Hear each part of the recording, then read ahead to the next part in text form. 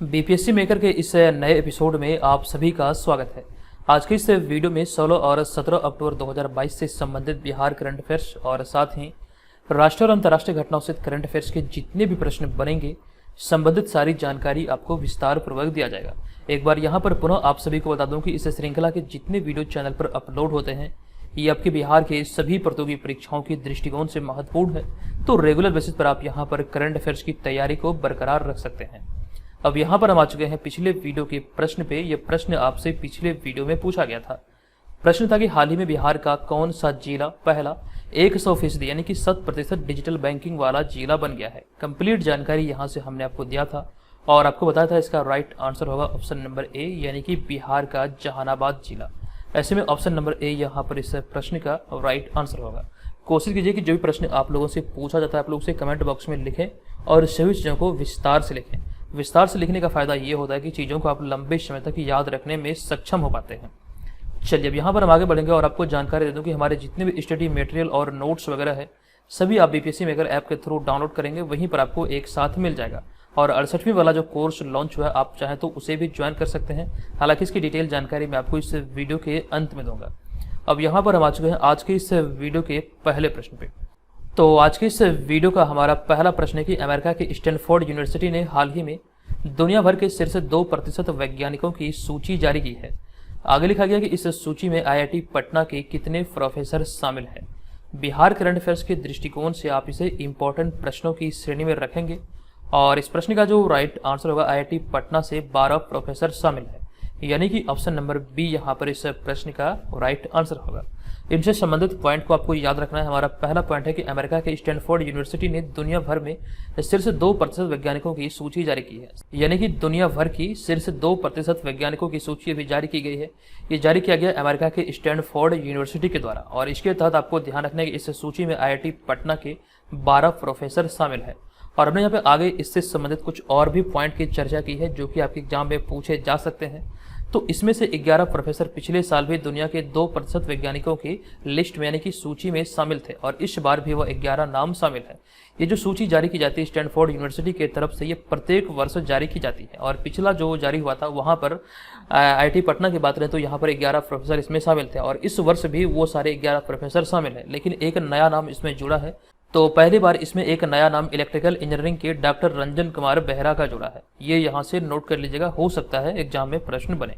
अब यहाँ पर हम अगले पॉइंट की बात करें तो एल्फर डोजर यानी कि एडी साइंटिफिक इंडेक्स नामक इस रैंकिंग में भारत को 21वें स्थान पर रखा गया है। एल्फर डोजर नामक ये कह सकते हैं सूची है या फिर ये इंडेक्स का जो नाम दिया गया है ये एल्फर डोजर कहा गया है और इस सूची में भारत को जो स्थान मिला है यानी कि प्रोफेसरों के दृष्टिकोण से ये 21वें स्थान पर है। हालांकि इसमें बात करें पहले स्थान की तो 4935 वैज्ञानिकों के साथ अमेरिका इस रैंकिंग में शीर्ष स्थान पर है। ये यहाँ से नोट कर लीजिएगा। हालांकि मैंने बहुत प्रयास किया इसमें भारत के कितने वैज्ञानिकों या फिर कह सकते हैं प्रोफेसर को जगह मिली है, ये आंकड़ा मुझे कहीं नहीं मिला। अगर आप लोगों को पता है तो कमेंट करके बताइएगा। हालांकि यहाँ पर आपको इस बात का ध्यान रखना है कि भारत इस सूची में 21वें स्थान पर है। अगर यहाँ से ये मालूम चल जाए कि भारत के कितने वैज्ञानिक इसमें शामिल हैं तो वो भी आपके लिए इंपॉर्टेंट हो जाएगा। ठीक है, आप लोग पता कीजिएगा, कहीं अगर मिले तो अपनी कॉपी में इसे जरूर नोट कर लीजिएगा। और यहाँ पे हम बात करें इस वर्ष जो 12 प्रोफेसर शामिल है इसकी कंप्लीट सूची हमने पीडीएफ में डाला है। जो मंथली करंट अफेयर्स वाला पीडीएफ होगा वहाँ पर आपको देखने को मिलेगा। ये यहाँ पर थोड़ा सा जगह का अभाव था, इस वजह से मैंने यहाँ पर इसे शामिल नहीं किया। अब यहाँ पर हमारा दूसरा और सबसे महत्वपूर्ण प्रश्न है कि मध्य प्रदेश के इंदौर में हाल ही में दूसरी राष्ट्रीय पिकलबॉल चैंपियनशिप आयोजित हुई है। बताएं कि बिहार के संदर्भ में कौन सा कथन सत्य है। मोस्ट इंपॉर्टेंट है। बिहार करंट अफेयर्स वाला आज दोनों प्रश्न अपने आप में बहुत इंपॉर्टेंट है। इस प्रश्न के हम राइट आंसर की बात करें तो यहाँ पर कथन जो पूछा गया है सभी को हमें ध्यानपूर्वक पढ़ना है, उसके बाद ही कंक्लूजन निकलेगा और उसके बाद सही आंसर का चुनाव होगा। तो इसमें हमारा पहला जो विकल्प है कि बिहार को 2 स्वर्ण अर्थात 2 गोल्ड मिला है, ये बिल्कुल यहाँ पर सत्य है। बिहार को 2 रजत अर्थात 2 सिल्वर मिला, ये भी सत्य है। और फिर यहाँ पे अगला तीसरा विकल्प है कि बिहार को 2 कांस्य अर्थात 2 ब्रॉन्ज मिला है। तो तीनों विकल्प यहाँ पर सही है, यानी कि बिहार को इस दूसरी राष्ट्रीय पिकलबॉल चैंपियनशिप में 2 गोल्ड 2 सिल्वर और 2 ब्रॉन्ज मिला है। कुल मिला के बिहार को 6 पदक मिला है। तो ऐसे में जो हमारा राइट आंसर बनेगा ये होगा उपयुक्त में से अधिक, एक से अधिक, और फाइनल आंसर बनेगा ऑप्शन नंबर ए। और इसके तहत आपको यहाँ पर इस बात का ध्यान रखना है कि मध्य प्रदेश के इंदौर में संपन्न हुई दूसरी राष्ट्रीय पिकलबॉल चैंपियनशिप में बिहार को 2 स्वर्ण 2 रजत व 2 कांस्य पदक प्राप्त हुआ। अब इस प्रतियोगिता के अंतर्गत हम देखें किन किन खिलाड़ियों को ये कौन सा पदक मिला है, तो ये यहाँ पर आप कंप्लीट जानकारी प्राप्त कर पाएंगे। तो प्रतियोगिता के अंडर 19 युगल बालक वर्ग, यानी कि यहाँ पर डबल्स की बात किया जा रहा है, तो प्रतियोगिता के अंडर 19 युगल बालक वर्ग में अमितेश व हिमांशु राज की जोड़ी को व अंडर 14 युगल बालक वर्ग में रोनित राज व अनुराग ने बिहार के लिए स्वर्ण पदक जीता। बिहार को जो 2 स्वर्ण पदक मिला है, ये दोनों डबल्स में आया है। वहीं पे हम अगले पॉइंट की बात करें तो वहीं सीनियर ओपन पुरुष युगल वर्ग में बिहार के अभय व अविनाश की जोड़ी को एवं 40+ आयु वर्ग में पुरुष युगल में आनंद सिंह व प्रमोद कुमार की जोड़ी को रजत पदक अर्थात सिल्वर मेडल मिला। ये दोनों भी यहाँ पे कह सकते हैं डबल्स में ही आया है। वहीं पे हम अगले पॉइंट की बात करें तो साथ ही अंडर 16 बालक युगल स्पर्धा में आदित्य गुप्ता व रौनक की जोड़ी एवं अंडर 19 बालक एकल में यानी कि सिंगल्स में अमितेश कुमार को कांस्य पदक जीतने में कामयाबी मिली या फिर कामयाब रहे हैं। तो इतनी सारी बातें संबंधित है जहां से आपके एग्जाम में प्रश्न बनेंगे। इस श्रृंखला के अंतर्गत जितने भी आप करंट अफेयर्स के प्रश्न देखते हैं, चाहे वो बिहार से संबंधित हो या फिर राष्ट्रीय अंतर्राष्ट्रीय कोई भी करंट अफेयर्स हो, ये सभी चुनिंदे होते हैं और ये सभी आपके एग्जाम में पूछे जाने की प्रबल संभावना होती है, तभी जाकर यहाँ पर इस श्रृंखला में प्रश्नों को स्थान मिलता है। तो सभी प्रश्नों को आप एकदम से स्पेशल ट्रीट करेंगे, अपनी कॉपी में नोट करेंगे। जो नया कॉपी मैंने आप लोगों को तैयार करने के लिए कहा था, वहाँ पर सभी प्रश्न आप लोग जरूर नोट कीजिएगा। इससे फायदा ये होगा कि एग्जाम के समय में जब आप एग्जाम देने जा रहे होंगे तो 1 से 2 दिन समय निकाल के वहाँ पर आप जब रिवीजन करेंगे तो ये आपके लिए बहुत बहुत कारगर सिद्ध होने वाला है। ऐसा मैं इसलिए बोल रहा हूँ क्योंकि 150 प्रश्नों में से करंट अफेयर्स का एक अहम रोल होता है। लगभग 40 प्रश्न आपके करंट अफेयर्स से होंगे, तो इस चीज़ को यहाँ से आप ध्यान रखेंगे। चलिए अब यहाँ पर हम चलते हैं अगले तीसरे प्रश्न पे। ये तीसरा प्रश्न है कि शूटर रुद्राक्ष पाटिल ने काहिरा में आयोजित शूटिंग वर्ल्ड चैंपियनशिप में स्वर्ण पदक जीता है। बताएं कि वे किस राज्य के मूल निवासी हैं। शूटर रुद्राक्ष पाटिल को आप यहाँ पर इस तस्वीर में देख सकते हैं, ये संबंधित है भारत के महाराष्ट्र से, यानी कि ऑप्शन नंबर डी यहाँ पर इस प्रश्न का राइट आंसर हो जाएगा। आपको जानकारी दे दूं कि महाराष्ट्र भारत के शूटर रुद्राक्ष पाटिल ने 14 अक्टूबर 2022 को काहिरा मिस्र में, जो कि मिस्र की राजधानी है काहिरा, यहीं पर आयोजित शूटिंग वर्ल्ड चैंपियनशिप में स्वर्ण पदक अर्थात गोल्ड मेडल जीता है। ये यहाँ से ध्यान रखेंगे। और उन्होंने 10 मीटर एयर राइफल स्पर्धा में इस चैंपियनशिप को अपने नाम के पर इसे जीता है। हम बात करें यहाँ पर अगले पॉइंट की रुद्राक्ष पाटिल के बारे में, तो रुद्राक्ष पाटिल महान शूटर अभिनव बिंद्रा के बाद ऐसा करने वाले दूसरे भारतीय निशानेबाज बने हैं। ये उपलब्धि इनके नाम दर्ज हो चुकी है और यहाँ पर शूटिंग वर्ल्ड चैंपियनशिप में इन्होंने स्वर्ण पदक अपने नाम किया है। हम अगले पॉइंट की बात करें तो 18 साल के रुद्राक्ष पाटिल ने इटली के डानिले डेनिस सोलाजो को 17-13 से हराया है। हालांकि ये भी इंपॉर्टेंट है, नोट करने लायक है। अगले पॉइंट में हम देखें, इससे पहले अभिनव बिंद्रा की हमने चर्चा किया था। अभिनव बिंद्रा को ये उपलब्धि कब हासिल हुआ था? विश्व चैंपियनशिप में। इसी चीज को यहाँ पर आगे लिखा गया कि इससे पहले अभिनव बिंद्रा ने वर्ष 2006 में क्रोएशिया के जांग्रेब में 10 मीटर एयर राइफल स्पर्धा में विश्व चैंपियनशिप का स्वर्ण पदक जीता था। तो ये भी यहाँ से ध्यान रखना, अभी चर्चे में है, तो हो सकता है यहाँ से आपके प्रश्न बने, क्योंकि आजकल जो प्रश्न को पूछने का तरीका है ये काफ़ी ज़्यादा डीप जाके भी प्रश्न को ढूंढ कर निकाला जाता है, जो कि आपके एग्जाम में देखने को मिलता है। तो इस तरह से चीज़ों को रिलेट करके याद रखेंगे तो कहीं ना कहीं बेहतर आपके लिए होने वाली है।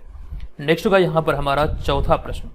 ये प्रश्न कि अक्टूबर 2022 में फोर्ब्स इंडिया द्वारा जारी 100 अमीरों की सूची में पहले स्थान पर कौन है? फोर्ब्स इंडिया द्वारा जो सूची जारी की गई, यानी कि भारत के अमीरों की जो सूची जारी हुई है, ये टॉप 100 की सूची में पहले स्थान पर कौन है? तो इस प्रश्न का राइट आंसर होगा गौतम अडानी, यानी कि ऑप्शन नंबर सी यहाँ पर इस प्रश्न का राइट आंसर होगा।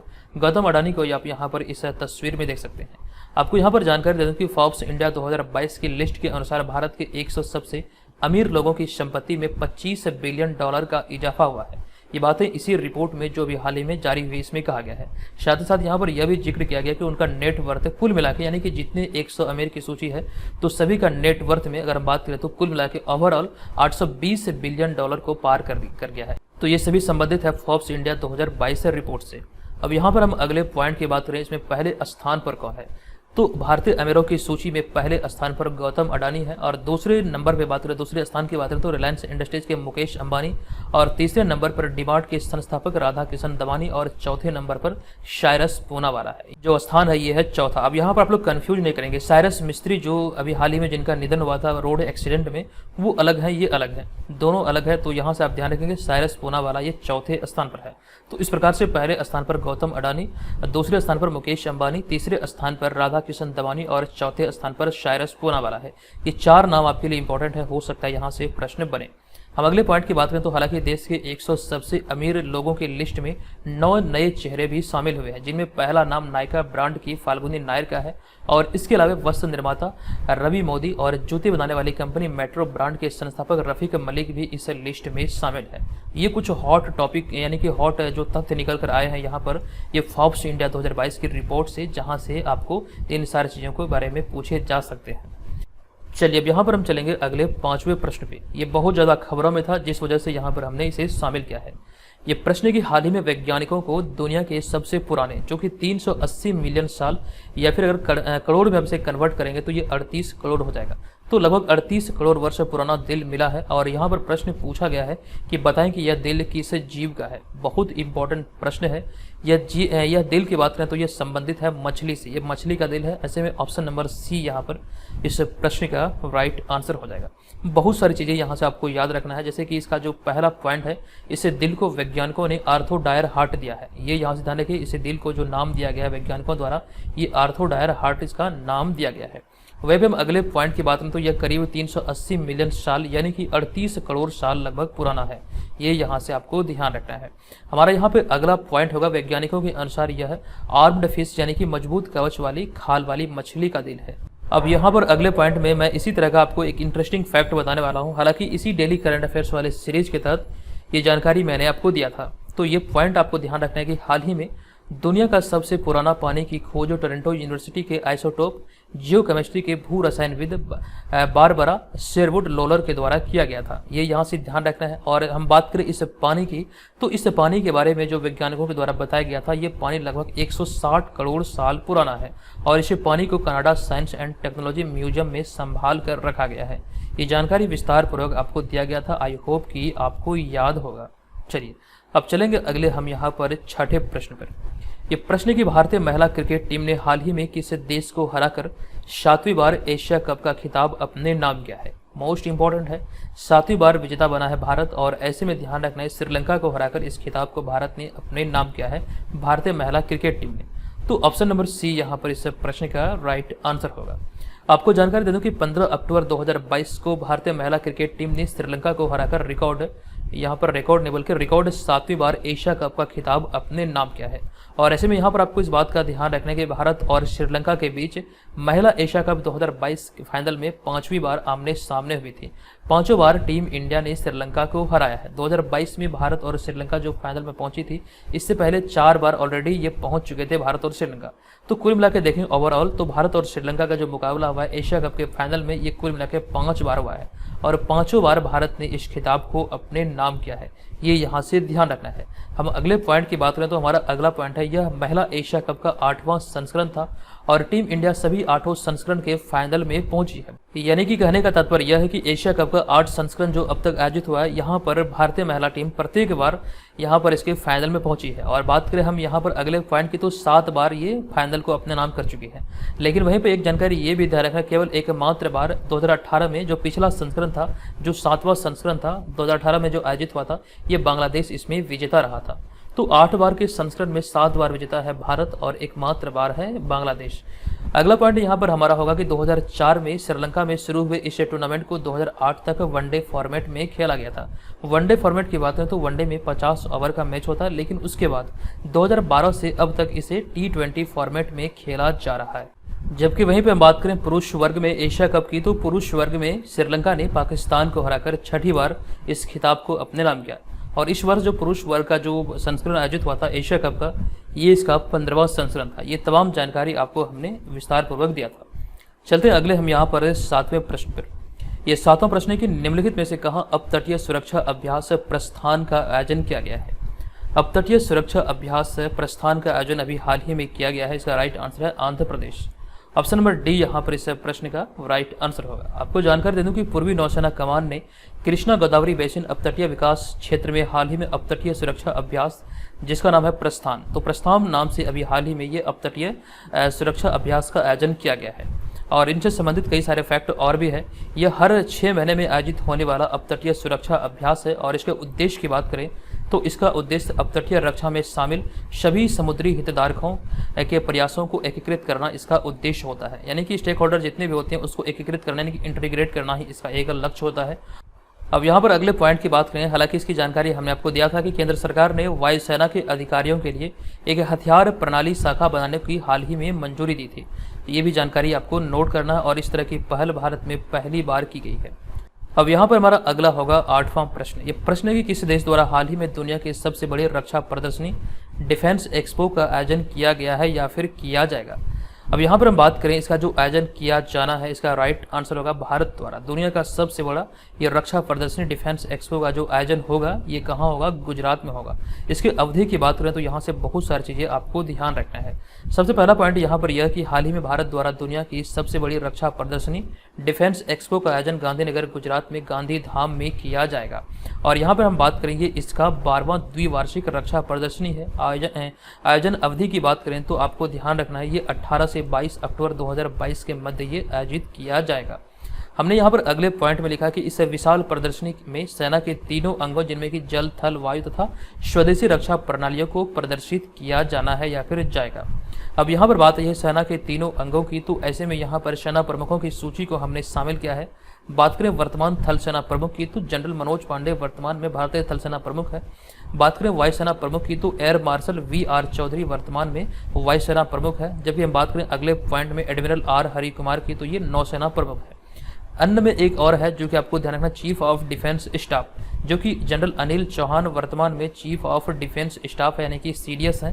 हालांकि बात करें यहाँ पर ये दूसरे चीफ ऑफ डिफेंस स्टाफ हैं। इससे पहले जो थे ये थे कौन, आपको याद होगा बिपिन रावत थे। और 2021 में पिछले वर्ष इनका चॉपर तमिलनाडु के कुन्नूर के पास दुर्घटनाग्रस्त हो गया था और वहीं पर उनकी दुर्घटना में मौत हो गई थी। नेक्स्ट होगा हमारा यहाँ पर 9वां प्रश्न। ये प्रश्न है कि निम्नलिखित में से किस महान व्यक्ति की जयंती के दिन प्रत्येक वर्ष विश्व छात्र दिवस मनाया जाता है। तो इस प्रश्न का राइट आंसर को आप यहाँ पर इस तस्वीर को देखकर समझ चुके होंगे। इसका राइट आंसर है डॉक्टर APJ अब्दुल कलाम। आपको यहाँ पर विस्तृत जानकारी दे दूं कि डॉक्टर APJ अब्दुल कलाम की जयंती के दिन 15 अक्टूबर को प्रत्येक वर्ष विश्व छात्र दिवस मनाया जाता है। और इस दिवस को मनाने की शुरुआत संयुक्त राष्ट्र संगठन द्वारा वर्ष 2010 में की गई थी। और यहाँ पर इसमें हमारा अगला पॉइंट है उनके जन्म से संबंधित। कई बार आपने देखा होगा एग्जाम में पूछे गए हैं उनका जन्म कहाँ हुआ है, तो उनका जन्म 15 अक्टूबर 1931 को भारत के रामेश्वरम में हुआ था। हमारे यहाँ पर अगला पॉइंट है, अब यहाँ पे बहुत सारे लोग कंफ्यूज करेंगे रामेश्वरम कहाँ आता है, किस राज्य में पड़ता है। आप लोग कमेंट कीजिएगा, देखते हैं कितने लोग को पता है। अब यहाँ पर हमारा अगला पॉइंट है 18 जुलाई 2022 को उन्हें भारत के 2022 नहीं बल्कि 2002 को उन्हें भारत के 11वें राष्ट्रपति के रूप में नामित किया गया था। नोट कीजिएगा, बहुत इंपॉर्टेंट है। डॉक्टर APJ अब्दुल कलाम भारत के 11वें राष्ट्रपति बने थे। अगला पॉइंट है उन्हें पीपुल्स प्रेसिडेंट कहा जाता है। और साथ ही साथ देश में बैलिस्टिक मिसाइल और टेक्नोलॉजी को इंडिपेंडेंट बनाने के बाद अब्दुल कलाम को मिसाइल मैन भी कहा गया। पूरी दुनिया इन्हें मिसाइल मैन के नाम से जानती है। बहुत सारे प्रश्न यहाँ से इनसे संबंधित आपके एग्जाम में पूछे जाते हैं, तो सभी चीज़ों को एकदम से रिवाइज करते रहिएगा। नेक्स्ट होगा हमारा यहाँ पर 10वां प्रश्न। ये प्रश्न के निम्नलिखित में से चौथे हेली इंडिया समिट का आयोजन कहाँ किया गया है। तो हेली इंडिया समिट का चौथा संस्करण भी हाल ही में आयोजित हुआ। राइट आंसर है श्रीनगर। ऑप्शन नंबर बी यहाँ पर इस प्रश्न का राइट आंसर होगा। आपको यहाँ पर ध्यान रखना, केंद्रीय नागरिक उड्डयन मंत्री ज्योति आदित्य राव M सिंधिया और जम्मू कश्मीर के उपराज्यपाल मनोज सिन्हा ने श्रीनगर में चौथे हेली इंडिया समिट 2022 का उद्घाटन किया है। जो मोस्ट इंपॉर्टेंट है, इसका उद्घाटन किसके द्वारा किया गया, तो ज्योति आदित्य राव M सिंधिया और जम्मू कश्मीर के उपराज्यपाल मनोज सिन्हा द्वारा संयुक्त रूप से किया गया। ये इसका चौथा संस्करण था। जो कहाँ इसका उद्घाटन हुआ, ये श्रीनगर में इसका उद्घाटन हुआ है। अगला पॉइंट है इसके उद्देश्य का, तो इसका उद्देश्य हेलीकॉप्टर सेवाओं के क्षेत्र में विस्तार की एक नई शुरुआत करना है, जिसको लेकर अभी हाल ही में ये समिट का आयोजन किया गया श्रीनगर में। अब यहाँ पर बात है श्रीनगर की, तो श्रीनगर से संबंधित कुछ फैक्ट को हमने शामिल किया है। हाल ही का करंट अफेयर्स है। तो हाल ही में अगस्त 2022 में जम्मू कश्मीर के उपराज्यपाल मनोज सिन्हा ने श्रीनगर अंतर्राष्ट्रीय हवाई अड्डे पर उम्मीद मार्केट प्लेस का उद्घाटन किया था। ये जानकारी आपको दिया गया था। और साथ साथ इसी साल जनवरी 2022 में स्टेट बैंक ऑफ इंडिया द्वारा श्रीनगर के डल झील में फ्लोटिंग ATM की शुरुआत की गई थी। दोनों अपने आप में महत्वपूर्ण है। नेक्स्ट होगा हमारा 11वां प्रश्न। ये प्रश्न है कि हाल ही में 16 अक्टूबर 2022 को किस पनडुब्बी ने सबमरीन लॉन्च्ड बैलिस्टिक मिसाइल का सफल प्रक्षेपण किया है। तो इस प्रश्न का हमारा राइट आंसर होगा ऑप्शन नंबर C यानी कि INS अरिहंत। चलते हम यहाँ पर अगले 12वें प्रश्न पर। यह प्रश्न है कि अग्नि तत्व अभियान का पहला सेमिनार हाल ही में कहाँ आयोजित किया गया। तो अग्नि तत्व अभियान का पहला सेमिनार अभी हाल ही में आयोजित हुआ है लेह में, और लेह के बारे में कई सारी जानकारी हमने कई दफ़ा आपको दिया है। नोट कीजिएगा ये सारे तथ्यों को। हालांकि यहाँ पर हम बात करें इस वाले पीडीएफ को जो आप यहाँ पर देख रहे हैं, ये आपके 68वीं वाले कोर्स में बिहार जीके के तहत अपडेट किया गया वॉल्यूम 1 में, आप वहाँ पर जाकर के डाउनलोड कर सकते हैं। इसका और भी 4 से 5 पार्ट आएगा जो कि आपको वहीं भी मिलेगा। हर सेक्शन में लगभग 4 से 5 से लगभग मतलब कि ऊपर ही रहेंगे, तो वहाँ से आप सभी चीज़ों को एक्सेस कर पाएंगे। जो लोग अभी तक ज्वाइन नहीं किए हैं 68वीं वाला कोर्स, जरूर ज्वाइन कर लीजिए। अब यहाँ पर हम आ चुके हैं आज के इस वीडियो के प्रश्न पर। यह प्रश्न है कि हाल ही में गुजरात में आयोजित 36वें राष्ट्रीय खेलों में बिहार ने कितने मेडल अपने नाम किया है। कंप्लीट जानकारी यहाँ से हमने आपको दिया था। बताएं इस प्रश्न का राइट आंसर क्या होगा। तो दोस्तों आज की इस वीडियो में इतना ही। मिलेंगे नेक्स्ट वीडियो में। ये वीडियो कैसा लगा कृपया कमेंट जरूर कीजिएगा। चलिए धन्यवाद, जय हिंद।